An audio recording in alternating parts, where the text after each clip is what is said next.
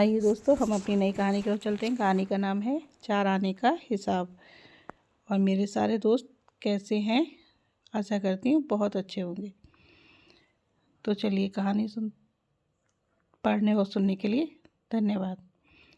कहानी का नाम है 4 आने का हिसाब। बहुत समय पहले की बात है। चंदनपुर का राजा बड़ा प्रतापी था। दूर दूर तक उसकी समृद्धि की चर्चाएं होती थीं। उसके महल में हर एक सुख सुविधा की वस्तु उपलब्ध थी, पर फिर भी अंदर से उसका मन अशांत रहता था।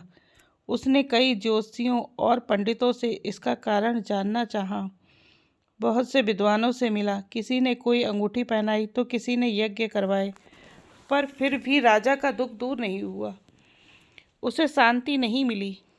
एक दिन वेश बदलकर राजा अपने राज्य की सैर पर निकला और घूमते घूमते वह खेत के निकट से गुजरा।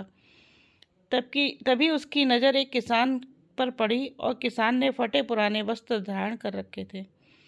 वह पेड़ की छांव में बैठकर भोजन कर रहा था। किसान के वस्त्र देखकर राजा के मन में आया कि वह किसान को कुछ स्वर्ण मुद्राएं दे दे ताकि उसके जीवन में कुछ खुशियां आ जाएं।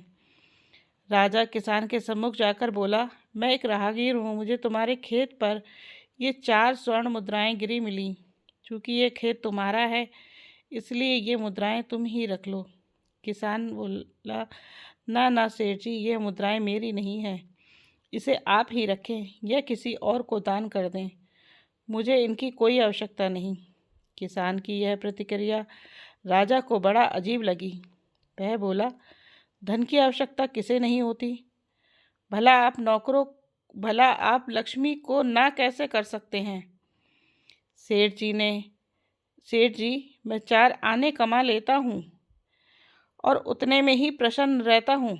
किसान बोला, क्या आप सिर्फ 4 आने की कमाई करते हैं और उतने में ही प्रसन्न रहते हैं? यह कैसे संभव है? राजा ने अचरज से पूछा। सेठ जी, किसान बोला, प्रसन्नता इस बात पर निर्भर नहीं करती कि आप कितना कमाते हैं या आपके पास कितना धन है। प्रसन्नता उस धन के उपयोग पर निर्भर करती है कि तुम इन 4 आनों का क्या क्या कर लेते हैं। राजा ने उपहास के लहजे में प्रश्न किया। किसान भी बेकार की बहस में नहीं पड़ना चाहता था।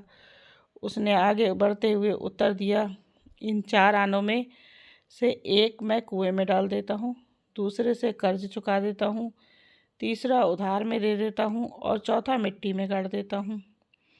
राजा सोचने लगा कि उसे यह उत्तर समझ नहीं आया।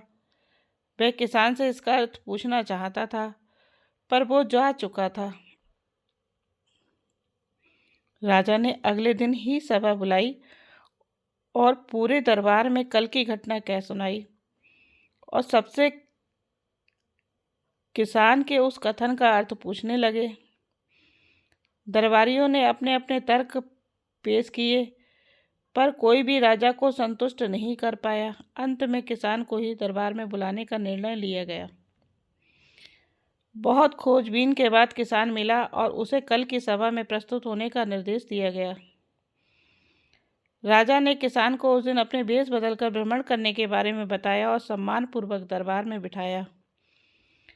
मैं तुम्हारे उत्तर से प्रभावित हूँ और तुम्हारे 4 आने का हिसाब जानना चाहता हूँ।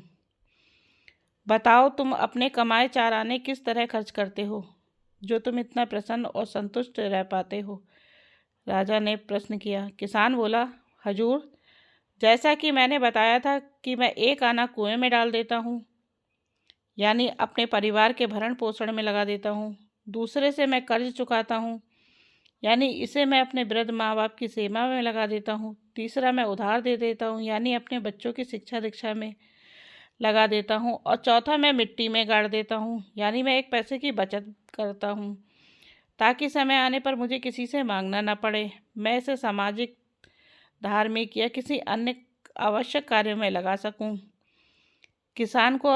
राजा को अब किसान की बात समझ आ चुकी थी। राजा की समस्या का समाधान हो चुका था। वह जान चुका था कि यदि उसे प्रसन्न एवं संतुष्ट रहना है तो उसे अपने अर्जित किए धन का सही सही प्रयोग करना होगा। मित्रों, देखा जाए तो पहले की अपेक्षा लोगों की आमदनी बढ़ी है, पर क्या उसी अनुपात में हमारी प्रसन्नता भी बढ़ी है? पैसों के मामले में हम कहीं ना कहीं गलती कर रहे हैं।